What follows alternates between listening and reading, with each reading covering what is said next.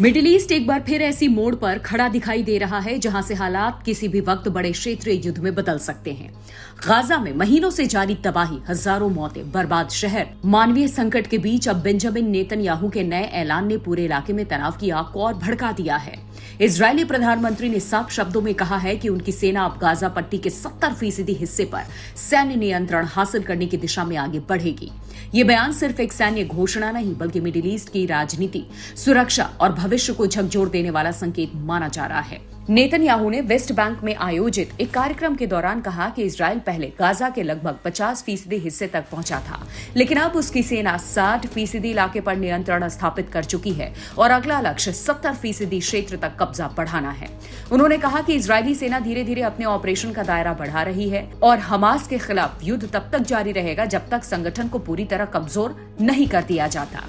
Netanyahu का ये बयान ऐसे समय आया जब पूरी दुनिया गाजा में अस्थायी संघर्ष विराम और राजनीतिक समाधान की उम्मीद कर रही थी, लेकिन इजरायल के इस नए रुख ने साफ कर दिया कि युद्ध अभी खत्म होने से बहुत दूर है। ये सिर्फ सैन्य कार्रवाई नहीं बल्कि गाजा के भविष्य को लेकर के बड़े भू राजनीतिक बदलाव का संकेत माना जा रहा है। अगर इजरायल वास्तव में गाजा के 70% हिस्से पर अस्थायी सैन्य नियंत्रण स्थापित करता है तो इसका मतलब होगा कि लाखों फिलिस्तीनी बेहद छोटे और सीमित इलाके में रहने को मजबूर हो जाएंगे। पहले से तबाह हो चुकी गाजा पट्टी में रहने, खाने, इलाज और सुरक्षा आश्रय की स्थिति पहले ही गंभीर है और अब ये संकट और भयावह हो सकता है। अब नेतन्याहू का 70% लक्ष्य ये संकेत देता है कि इजरायल केवल अस्थायी सैन्य ऑपरेशन नहीं चला रहा बल्कि जमीनी नियंत्रण को और गहरा करने की रणनीति पर काम कर रहा है। दूसरी तरफ गाजा स्वास्थ्य अधिकारियों का कहना है कि संघर्ष विराम लागू होने के बाद भी इजरायली हमलों में लगभग 900 फिलिस्तीनी मारे जा चुके हैं, यानी सीज फायर के बावजूद जमीनी हालात शांत नहीं हुए हैं। हर नए हमले के साथ गाजा में तबाही बढ़ती जा रही है और नागरिकों की जिंदगी लगातार और असुरक्षित होती जा रही है। दूसरी तरफ हमास ने इजरायल पर संघर्ष विराम समझौते का उल्लंघन करने और जबरन गाजा के भीतर सैन्य घुसपैठ बढ़ाने का आरोप लगाया है। हमास का कहना है कि इजरायल शांति वार्ता को कमजोर कर रहा है और ये कदम पूरे क्षेत्र को फिर बड़े युद्ध की ओर धकेल सकता है।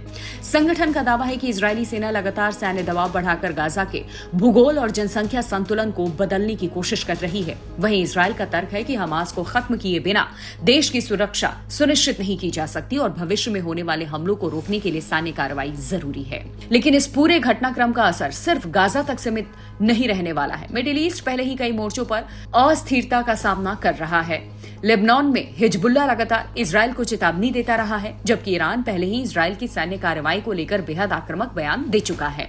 अगर गाजा में ऑपरेशन और तेज होता है तो ये संघर्ष क्षेत्रीय युद्ध में बदल सकता है, जिसमें कई देश और संगठन सीधे तौर पर शामिल हो सकते हैं। यही वजह है कि दुनिया भर की नजरें अब गाजा पर टिकी हुई हैं, क्योंकि यहाँ लिया गया हर सैन्य और राजनीतिक फैसला पूरे मिडिल ईस्ट के भविष्य को प्रभावित कर सकता है। सबसे बड़ा सवाल अब यही है कि क्या लगातार बढ़ता सैन्य कब्जा इजरायल को अस्थायी सुरक्षा देगा या फिर यह आने वाले वर्षों के लिए और गहरी दुश्मनी, अस्थिरता और हिंसा की जमीन तैयार करेगा। गाजा आज सिर्फ युद्ध का मैदान नहीं बल्कि अंतर्राष्ट्रीय राजनीति, मानवीय संकट और शक्ति संघर्ष का सबसे बड़ा केंद्र बन चुका है।